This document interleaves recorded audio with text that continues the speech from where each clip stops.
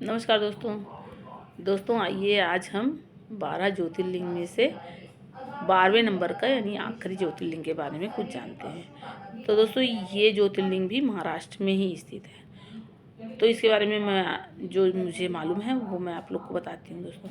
दोस्तों ये इसके बारे में कहा जाता है कि महाराष्ट्र में बेरुल गांव से कुछ दूरी पर देवगिरी पर्वत के थोड़ा दूर एक ब्राह्मण रहते थे। उनका नाम था सुधर्मा और उनकी एक जो पत्नी थी उनका नाम था सुदेहा।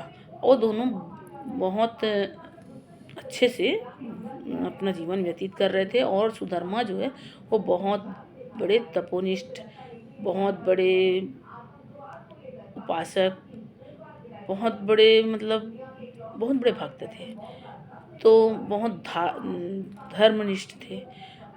और उनकी पत्नी थी वो भी अच्छी थी। दोनों साथ में बहुत अच्छे से रहते थे। बहुत अच्छा उनका जीवन चल रहा था।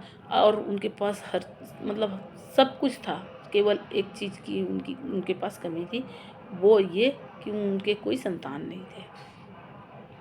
इस चीज़ से सुदेहा जो है वो बहुत दुखी रहती थी और सुधर्मा से कहती थी कि आप दूसरा विवाह कर लीजिए। सुधर्मा इस चीज़ के लिए तैयार नहीं थे। लेकिन एक दिन सुदेहा की जिद के आगे सुधर्मा को इस बात को मानना पड़ा। सुधर्मा मान गए, ठीक है मैं कर लूँगा शादी। सुदेहा ने अपनी ही छोटी बहन घुष्मा से सुधर्मा का विवाह करा दी।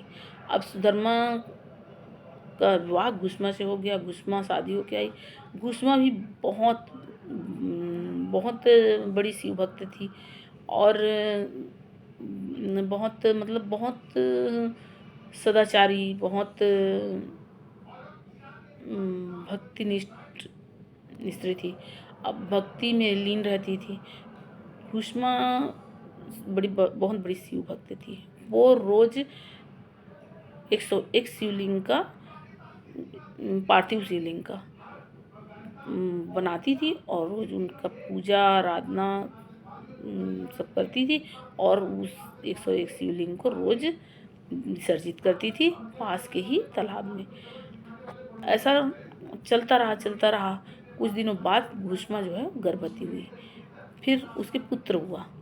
अब पुत्र जो है वो अब धीरे धीरे बढ़ता गया और सब ये तीनों बहुत अच्छा खुश रहने लग गए। और पुत्र धीरे धीरे बढ़ता गया। एक दिन पुत्र जब ऐसा हुआ कि अब पुत्र शादी की योग्य हो गया तो उन्होंने शादी कर दी उसकी। अब शादी के बाद पुत्रवधू आ गई। अब ऐसा हुआ कि एक दिन जो सुदेहा है उसके मन में विचार आने लग गया। अब गलत भावना आने लग गया कि मेरा बेटा नहीं है, मेरी बहन का बेटा है, तो ये मुझे नहीं मानेगा, अपनी माँ को मानेगा, इसका मान सम्मान करेगा, मेरा नहीं करेगा।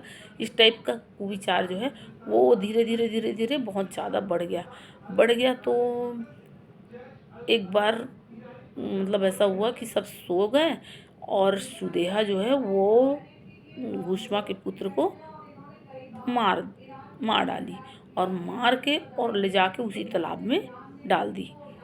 अब जब सुबह हुआ तो हाहाकार मचा घर में। सब इधर उधर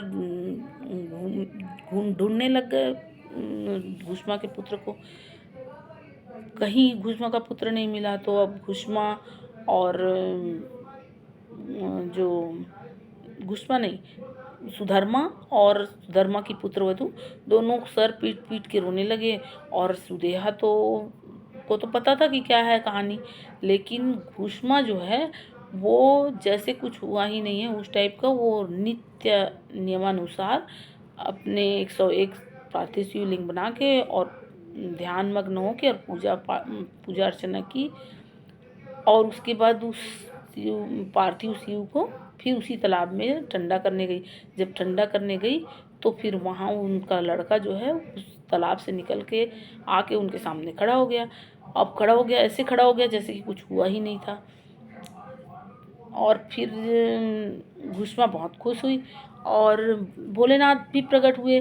तो घुश्मा से बोले कि मैं सुदेहा को इस बात की सज़ा दूंगा। तो घुश्मा ने कहा, हे भोलेनाथ, आप मेरे इस भक्ति से प्रसन्न हैं तो मेरी बहन को माफ़ कर दीजिए, और आप इस मेरी इस पूजा, इस आराधना भक्ति से प्रसन्न हो गए हैं तो यहाँ ज्योतिर्लिंग के रूप में विराजित हो जाइए। तो फिर भोलेनाथ वहीं ज्योतिर्लिंग के रूप में विराजित हो गए। वही है घृष्णेश्वर ज्योतिर्लिंग। ठीक है दोस्तों, मुझे यही मालूम था, मैं आप लोग को बता दी। और दोस्तों, आप लोग को ये जानकारी कैसी लगी आप लोग कमेंट करके ज़रूर बताइएगा। और दोस्तों, मैं पूरे 12 ज्योतिर्लिंग का जानकारी दी हूँ जो मुझे मालूम था। तो आप लोग पूरे 12 ज्योतिर्लिंग का जानकारी मेरे द्वारा बताया गया, मेरे 12 ज्योतिर्लिंग का वीडियो देखिए और मेरे को कमेंट करके बताइए आप लोग को ये सब जानकारी कैसी लगी। और आप लोग अगर मेरे को कमेंट करके बताएंगे तो आगे और भी जो जानकारी मेरे को मिलेगी मैं आप लोग से ज़रूर शेयर करूँगी। और दोस्तों, मेरे इस वीडियो को लाइक कीजिए, मेरे चैनल को सब्सक्राइब कीजिए। ठीक है दोस्तों, धन्यवाद दोस्तों, नमस्कार दोस्तों।